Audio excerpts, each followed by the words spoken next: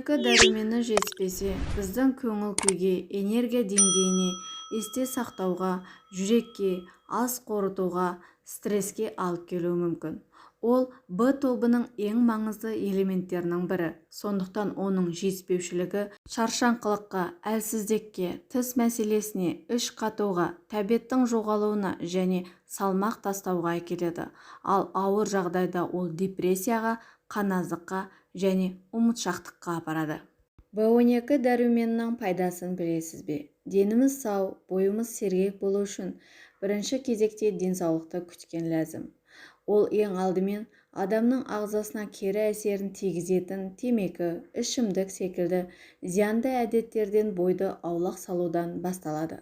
Сосын жас ерекшелігіне қарай спорттық, дене жаттығулар мен дұрыс тамақтану режимі. Соның ішінде тамақтану мәселесіне келсек, оның адам денсаулығын жақсартуда көп маңызға ие екенін аңғарған жөн.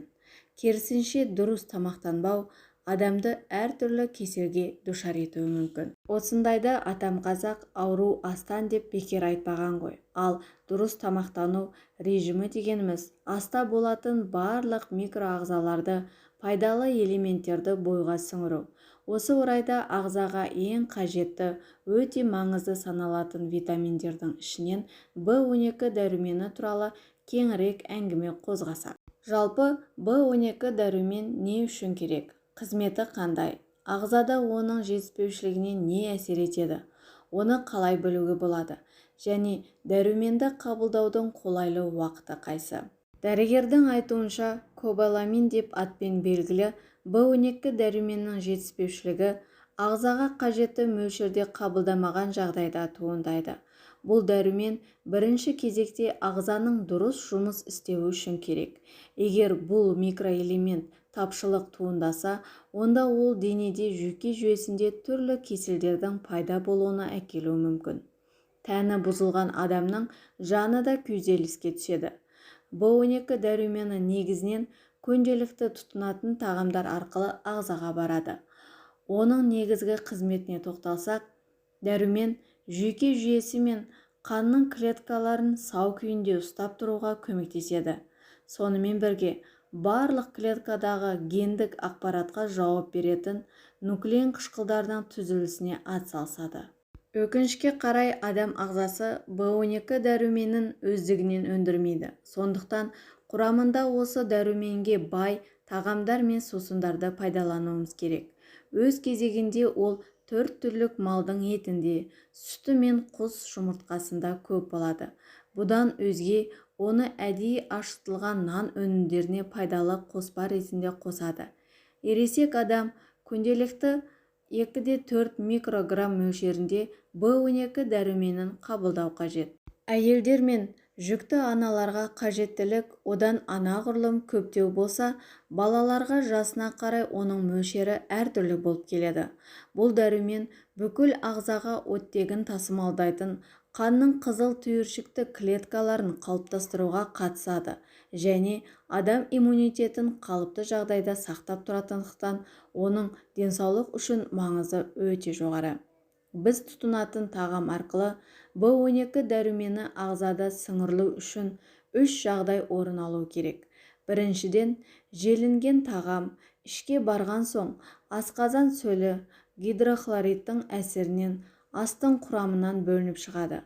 Сосын асқазан өндіретін арнайы протеинмен араласып, ас қорыту жүйесі арқылы бойға тарайды. Бұл ретте асқазан дәруменінің ағзада ыдырауына ішкі қозғалушы күш есебінде үлкен рөл ойнайды. Кейбір адамдар қаназықтың, яғни анемияның күрделі түрімен ауырады. Оған себеп ең алдымен сол асқазанның дәруменді бөліп алушы қызметінің дұрыс атқармауы. Соның салдарынан B12 дәрумені ағзаға дұрыс сіңбей, нәтижесінде тапшылдық туындайды. Шынымен де, анемияның пайда болуына түрткі болатын ең бірінші B12 дәруменінің жетіспеушілігі. Қаназдық негізінен қызыл түйіршікті клеткалардың аздығынан туындайды. Ал ол клеткалардың өндірісі B12 дәруменсіз мүмкін емес. Оның тапшылығы басқа да ауруларға ұшыртады. әсіресе адамның жүйке жүйесі қатты зардап шегеді. Уақыт өте келе оның жанама әсері күшейе түсуі де ықтимал. Негізгі белгілерге, мәселен, шаршау, әлсіздік, жүрек айну, құсу, іш өту, салмақ тастау, ауыз қуысының қабынуы, дененің сарғаюы, қол-аяқтың ұюы, есте сақтау қабілетінің бұзылуы, жүрістің нашарлауы, өкпенің сығылуы, жайсыздық пен уайымшылдық жатады. Өз кезегінде B12 дәрумені бай тағамдарды немесе оның қоспасымен дайындалған өнімдерді тұрақты пайдаланбайтын адамдар осы микроэлементтің тапшылығына тап болады. Сонымен бірге, асқазанның түрлі аурулары да дәруменнің жетіспеушілігіне себепкер болып келеді. Әсіресе асқазан сөлі гидрохлорид қышқылының төмендігі B12 дәруменнің ағзаға сіңуіне басты кедергі. Сондай-ақ крон және басқа да ас қорыту жүйесіндегі кеселдер дәруменнің кәдеге жарауына тосқауыл болып жатады.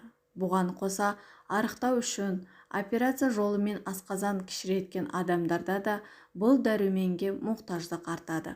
Көп жағдайда бұл микроэлемент тапшылығы B12 дәруменнің жасанды нұсқасы цианокобаламин препараты арқылы емделеді.